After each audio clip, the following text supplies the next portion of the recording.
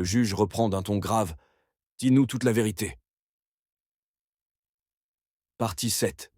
Il relève la tête, lentement. J'ai fini par ressentir des choses pour Rebecca. Oui, je sais que c'est mal, très mal. Mais c'est arrivé comme ça. Elle est polie, douce, belle. Et quand elle me regardait, parfois je m'égarais dans mes pensées. Mais elle m'a toujours tenu à distance. Jamais elle n'a répondu à mes avances. Jamais. Au contraire, elle m'a ignoré. Il avale sa salive. Elle en a parlé à Kevin. Et depuis ce jour, il ne me respectait plus. Il me traitait de vieux malade. Il se moquait, me disait que je rêvais si je croyais qu'une fille comme Rebecca pouvait vouloir de moi. J'ai eu honte, j'ai eu mal, et j'ai voulu me venger. Le juge secoue lentement la tête, écœuré. Et c'est ça votre vengeance. Arnaquer un élève, le tromper via un faux profil en ligne. Et si cet argent qu'il avait venait d'une activité douteuse, vous auriez pu le signaler. Mais vous avez préféré tremper dans la boue pour soulager votre orgueil. Jonathan reste silencieux, abattu. Est-ce que c'est enfin toute la vérité cette fois ?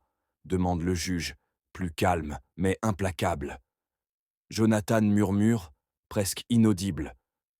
Oui, monsieur le juge. Nous allons le vérifier. La salle d'audience s'était refermée sur un huis clos strict, mais à présent, il fallait rouvrir la porte à ceux qui avaient été temporairement écartés. La femme de Jonathan, le directeur et l'informaticien firent leur entrée. Le juge posa les yeux tour à tour sur eux. Jonathan vient de nous faire une confession importante. Il a admis être l'auteur de l'arnaque dont Kevin a été victime. Vous étiez absent lors de cet aveu, à la demande de Jonathan, pour lui permettre un moment de vérité en privé. Mais en tant que personne impliquée dans cette affaire, vous devez désormais être pleinement informé. Monsieur le directeur, vous représentez l'institution scolaire où tout cela s'est produit. Il est essentiel que vous compreniez la gravité de cette manipulation, non seulement sur Kevin, mais aussi sur la réputation de l'école. Il se tourna vers l'informaticien. Vous, en tant que spécialiste, vous avez déjà confirmé techniquement les traces de cette arnaque numérique. Votre expertise sera précieuse pour dénouer les complexités informatiques de ce dossier. Puis le juge fixa la femme de Jonathan, dont les traits se crispèrent visiblement. Quant à vous, madame, vous avez été victime d'une arrestation qui, comme nous le savons aujourd'hui, était injustifiée. Cette situation est d'autant plus difficile qu'elle est due aux actes de votre mari. La femme serra les poings, les yeux embués de colère et de douleur.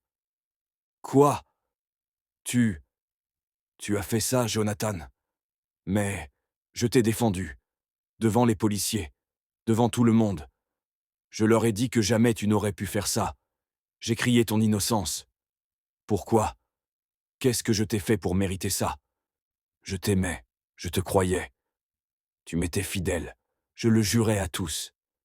Je n'arrive pas à croire que ce soit toi, Jonathan. Souffla-t-elle, la voix tremblante d'émotion. Une arrestation injustifiée, à cause de tes mensonges. Le juge hocha la tête, comprenant la puissance du choc qu'elle venait de subir. Calmez-vous, madame. Ce que Jonathan a fait est grave, conclut-il.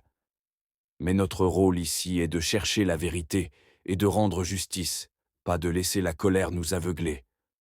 L'informaticien dit d'une voix basse. C'est au-delà des données. C'est une vie qui s'effondre. Le directeur en colère dit. Donc c'est toi, toi qui as pourri ces enfants.